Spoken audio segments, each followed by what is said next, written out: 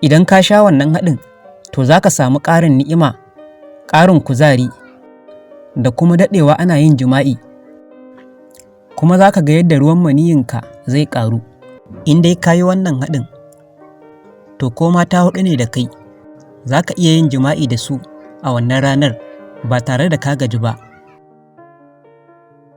Maza da yawa suna fuskantar larurori ga zamantakewar aurensu, musamman a ɓangaren rashin kuzari a lokacin gudanar da jima'i, wanda hakan yake jawo matsaloli tsakaninsa da matansa ko kuma in ce matarsa.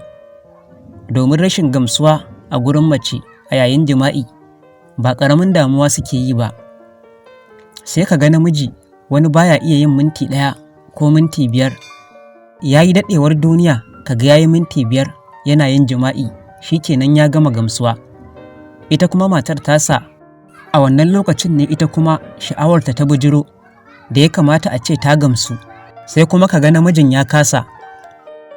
To haƙiƙa wannan babbar matsala ce, kuma su maza yawancinsu ba sa neman magani, sai dai kawai su zauna a haka, wanda hakan ba ƙaramar matsala ba ne, kuma a ƙarshe hakan ya haifar da rabuwa tsakaninsa da matarsa saboda kasa gamsar da ita a yayin jima'i.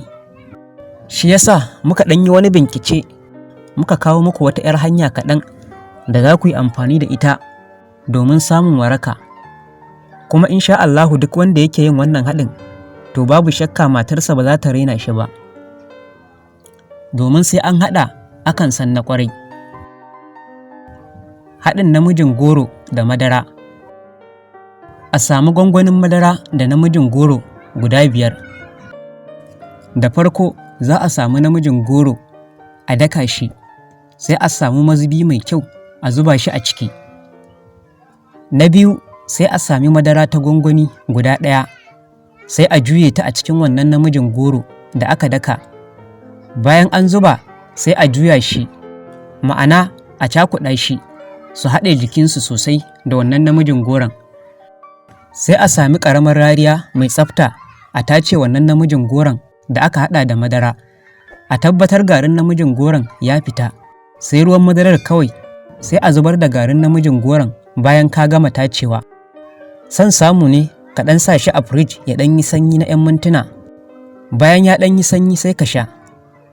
Idan ka sha wannan haɗin, to za ka samu ƙarin ni'ima, ƙarin kuzari, da kuma daɗewa ana yin jima'i. Kuma za ka ga yadda ruwan maniyyinka zai ƙaru. Wannan haɗin tabbas yana da inganci, amma ba za ku sani ba sai kun haɗa kun ji. Domin a wannan daren matarka za ta sha mamaki irin yadda za ka canja. Idan ka kalli wannan bidiyon, daure kai sharing domin sauran jama'a su ma su amfana.